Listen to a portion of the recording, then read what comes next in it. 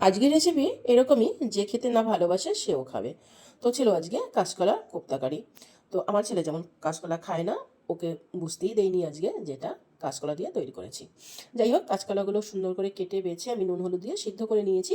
এবার একটা গ্লাসের পেছন থেকে আমি বেশ একটু চেপে চেপে নরম করে নিলাম। আর এবার দিলাম হলুদ, নুন, গোলমরিচ, আর একটু দিলাম 2 চামচ তোমার বেসন, আর একটুখানি আদা রসুনের পেস্ট দিয়ে একটা বলের আকার করে নিচ্ছি। তারপরে আমি সবগুলোকে একটু চ্যাপ্টা করে নিয়েছি।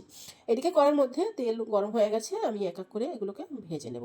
খুব সুন্দর লাল লাল করে ভেজে নেব, যাতে করে ভেঙে না যায় আর খেতেও যেন ভালো লাগে, আর মোষের মানে ভিতর পর্যন্ত যেন সিদ্ধ হয়ে যায়। যাই হোক, ভাজা তো আমার সম্পূর্ণ হয়ে গেছে। ওই তেলের মধ্যে জিরে, তেজপাতা, শুকনো লঙ্কা আর একটুখানি দিলাম গরম মশলা, ব্যাস। আর দিলাম একটু পেঁয়াজ, আদা রসুন বাটা। আর যেহেতু কাঁচকলা, তো এটাতে বেশি লঙ্কা যাবে না, তাই অল্প একটুখানি লঙ্কা, হলুদ আর নুন দিয়ে বেশ মশলাটা কষিয়েছি। যখন মশলা থেকে তেল ছেড়ে গেল, তখন দিয়ে দিলাম জল।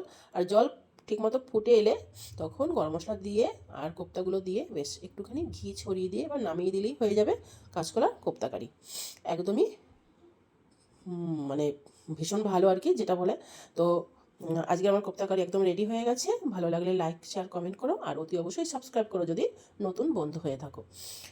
এটা কিন্তু একদমই ধরাই যাবে না যে এটা কাঁচকলা দিয়ে করা, কিন্তু যারা আমরা জানি।